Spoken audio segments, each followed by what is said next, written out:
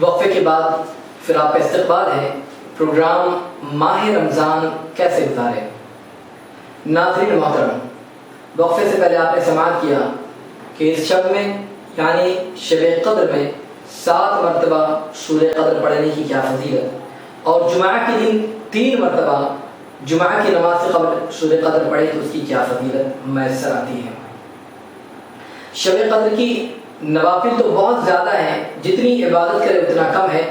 آئیے کچھ میں آپ کو بتاؤں تاکہ اس کی برکات اور فضیلت سے مالا مال ہو جائے۔ جو کوئی بندہ مومن شب قدر میں 4 رکعت نماز پڑھے اور ہر رکعت میں سورہ فاتحہ، سورہ قدر 1 مرتبہ اور سورہ اخلاص 27 مرتبہ پڑھے تو اس نماز کا پڑھنے والا گناہوں سے ایسا صاف ہو جاتا ہے گویا کہ آج ہی وہ پیدا ہوا۔ سبحان اللہ۔ اور اللہ تبارک و تعالیٰ اسے جنت میں 1000 محلات عطا فرمائے گا۔ آپ اگر تھوڑی دیر اللہ کی بارگاہ میں عبادت کر لیں، اگر 15-20 منٹ نکال کر یہ نماز پڑھ لیں تو انشاءاللہ العظیم اللہ کی رحمت سے امید ہے کہ اللہ گناہوں کو معاف فرما دے گا، خطاؤں کو بخش دے گا، اور اتنا ہی نہیں بلکہ جنت کے اندر 1000 محلات عطا فرمائے گا۔ آج اگر ہمیں یہیں پر کوئی 1-2 مکان دے دے اور جو کہیں ہم اس کی بات کو ماننے کے لیے اور سننے کے لیے تیار ہوتے ہیں، وہ جو کہیں اس کی باتوں کو مانتے ہیں، یہاں تو اللہ تبارک و تعالیٰ ہمیں جنت کے محلات، وہ بھی 1000 محلات عطا کر رہا ہے، تو ہم نے کوشش کرنا ہے کہ ہم عبادت کریں اور نوافل کی کثرت کریں۔ ایک اور روایت کہ جو کوئی 27 رمضان کو 4 رکعت نماز پڑھے اور ہر رکعت میں سورہ فاتحہ کے بعد سورہ قدر 3 مرتبہ اور سورہ اخلاص 50 مرتبہ پڑھے اور سلام پھیرنے کے بعد سجدے میں جا کر 1 مرتبہ یہ دعا پڑھے، سبحان اللہ والحمد للہ ولا الہ الا اللہ واللہ اکبر، پھر جو دعا مانگے انشاءاللہ وہ قبول ہوں گی اور اللہ عز و جل اس کو بے انتہا نعمتیں عطا فرمائے گا اور اس کے سارے گناہ بخش دے گا۔ انشاءاللہ رب قدیر ہم سب کو شب قدر میں اسی طریقے سے عبادت کرنے کی توفیق عطا فرمائے۔ اور ایسے بھی بے شمار نوافل آئے ہیں، بے شمار نوافل ہیں کہ ہم 4 رکعت پڑھیں، 8 رکعت پڑھیں، یا اس میں اتنی طریقے سے نماز پڑھیں گے، یہ صورت ملانا ہے، اتنی دفعہ یہ صورت پڑھنا ہے، اس میں یہ فائدہ ہے، یہ فائدہ ہے۔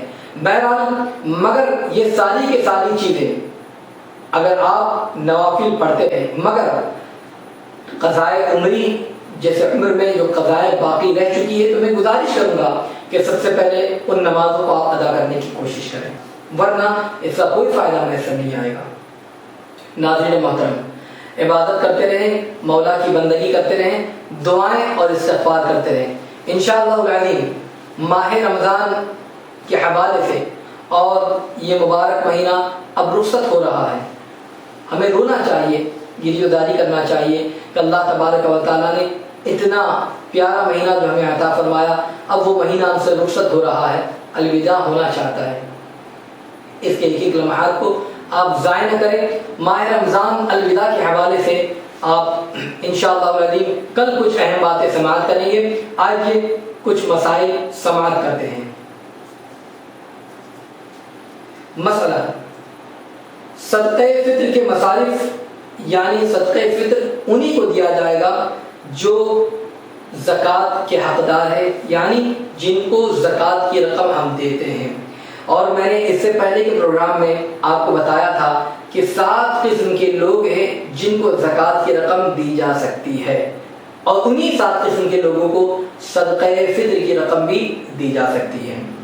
مثلا ایک شخص کا فطرہ ایک مسکین کو دینا یہ بہتر ہے، اور چند مساکین کو اگر دیں تب بھی یہ جائز ہے، یعنی صدقہ فطر کی جو مقدار ہے، جو رقم متعین کی گئی ہے، وہ اگر کسی ایک شخص کو دے تو بہتر ہے تاکہ اس کی ضرورت اس میں کچھ پوری ہو جائے۔ مگر آپ نے 10 کو دیا ایک ہی صدقہ فطر میں تب بھی صدقہ فطر ادا ہو جائے گی، اور ایسے ہی 10 لوگوں کے صدقہ فطر کو آپ نے کسی ایک ہی فقیر کو یا ایک ہی مسکین کو دے دیا تب بھی صدقہ فطر ادا ہو گیا۔ اس چیز کا خاص خیال رکھیں، اپنی طرف سے، اپنے گھر والوں کی طرف سے اور اپنے نابالغ بچوں کی طرف سے عید کی نماز سے پہلے صدقہ فطر ادا کر لیں۔ اللہ مجھے آپ کو سب کو ان تمام باتوں پر عمل کرنے کی توفیق عطا فرمائے۔ ناظرین محترم، آج ہمارا وقت یہیں پر ختم ہوتا ہے، تو مجھے اور میری ٹیم کو آپ اجازت عطا فرمائیں۔ کل انشاءاللہ العظیم پھر ملاقات کریں گے اسی وقت اسی پروگرام میں۔ دیکھنا نہ بھولے ماہ رمضان کیسے گزارے۔ اجازت دیجیے آپ کے میزبان محمد افضل برکاتی کو۔ اللہ حافظ۔